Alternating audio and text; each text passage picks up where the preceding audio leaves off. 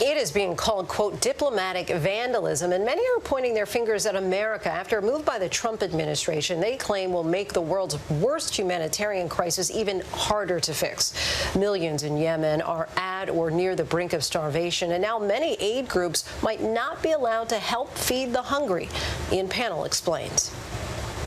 Hussein al-Kalani was born into this blighted land 4 months ago. 4 months old, and every single day his parents must fight to keep him alive. It's difficult to watch, but Hussein needs help. So weak he can no longer breastfeed, so hungry that he gnaws at his hand endlessly.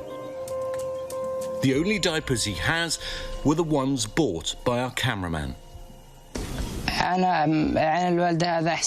Hussein suffered from malnutrition since he was born.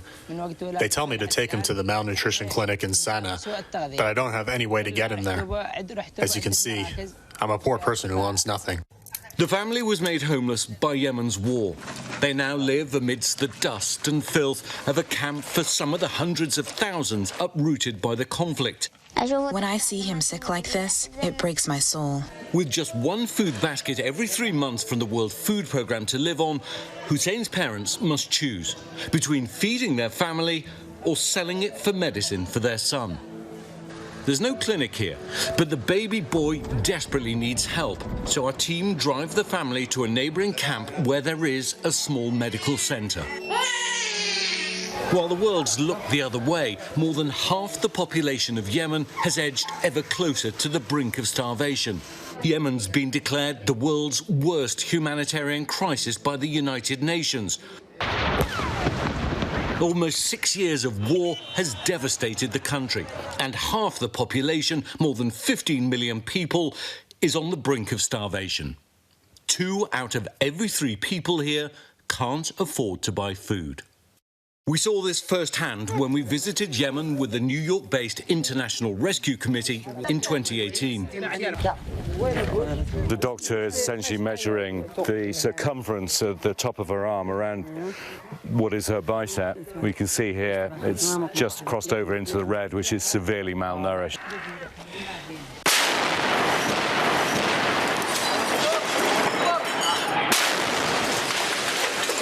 Yemen's been gripped by a violent conflict since 2015. On one side, government forces backed by Saudi Arabia and the Emirates. On the other, Houthi rebels backed by Iran, accused of attacking the country's main airport recently. Both accused of war crimes, but it's Saudi fighter jets, controversially supported by American intelligence and bombs, that have repeatedly struck civilians. And now, in one of the final acts of the Trump administration, Ansar Allah, or the Houthi rebels, will be designated as a terrorist organisation from tomorrow. In a statement, Secretary Pompeo saying this will confront terrorist activity and terrorism by Ansar Allah, a deadly Iran-backed militia group. But the UN and all major aid agencies fear it could be disastrous, forcing them to limit their work in Houthi-controlled areas where 80% of Yemenis live, or risk prosecution by the US government. There's been rare bipartisan condemnation of this move. This is a death sentence for millions of Yemenis because they are, over the course of the next several weeks, going to run out of food and are going to starve to death. It's that simple. And the fact that the Trump administration went forward with this designation, knowing that that would be the consequence, is absolutely devastating. It's heartbreaking. It's mind-blowing. The International Rescue Committee has been providing vital life-saving work on the ground in Yemen for years. They now fear this move by the Trump administration could undo that. We see it as something that will create barriers such that it will be nearly impossible for us to effectively and efficiently deliver aid to those in need. And that would be a crisis anywhere. But in Yemen, it is a catastrophe.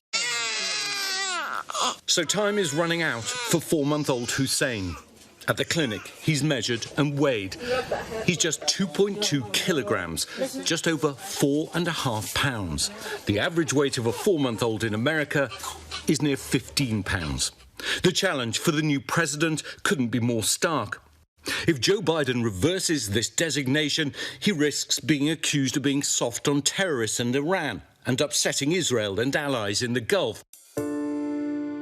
But the risks of doing nothing are greater.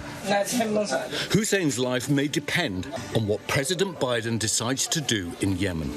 Ian Pannell for ABC News Live. Our thanks to Ian for that. Hi, everyone. George Stephanopoulos here. Thanks for checking out the ABC News YouTube channel. If you'd like to get more videos, show highlights, and watch live event coverage, click on the right over here to subscribe to our channel. And don't forget to download the ABC News app for breaking news alerts. Thanks for watching.